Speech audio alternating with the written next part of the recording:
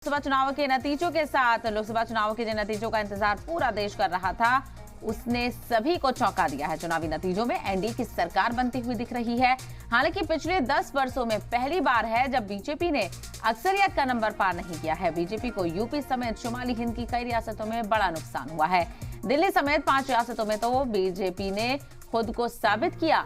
आंध्र प्रदेश में चंद्रबाबू नायडू और बिहार में नीतीश कुमार ने अपने अपने रियासतों में शानदार जीत हासिल की है, लेकिन साउथ में बीजेपी को वही नतीजे हासिल हुए जिसकी उम्मीद थी। पंजाब और तमिलनाडु में बीजेपी का खाता भी नहीं खुल सका।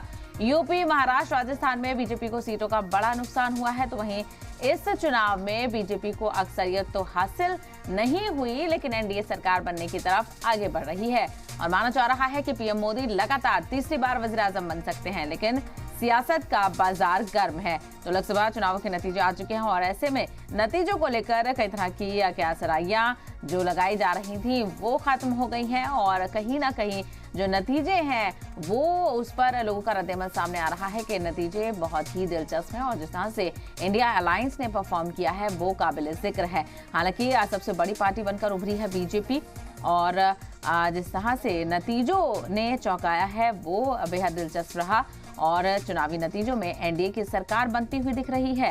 हालांकि पिछले 10 वर्षों में ये पहली बार है जब बीजेपी ने अक्सरियत का नंबर पार नहीं किया है। इसमें इंडिया अलायंस ने सेंधमारी की है। दिल्ली समेत अगर देखा जाए तो 5 रियासतों में तो बीजेपी ने खुद को साबित किया।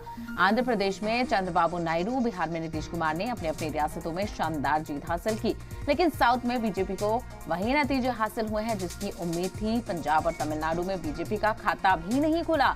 यूपी, महाराष्ट्र, राजस्थान में बीजेपी को सीटों का बड़ा नुकसान हुआ है। हालांकि सबसे बड़ी पार्टी बनकर उभरी है बीजेपी, लेकिन सरकार एनडीए इत्तेहाद के साथ ही चलानी होगी। ऐसे में कई तरह के क्यासराइयां और कई तरह की सुगबुगाहटें तेज हैं। तो अब मीटिंगों का दौर भी शुरू होगा क्योंकि अब सरकार बनाने को लेकर कवायद यहां पर तेज हो जाएगी।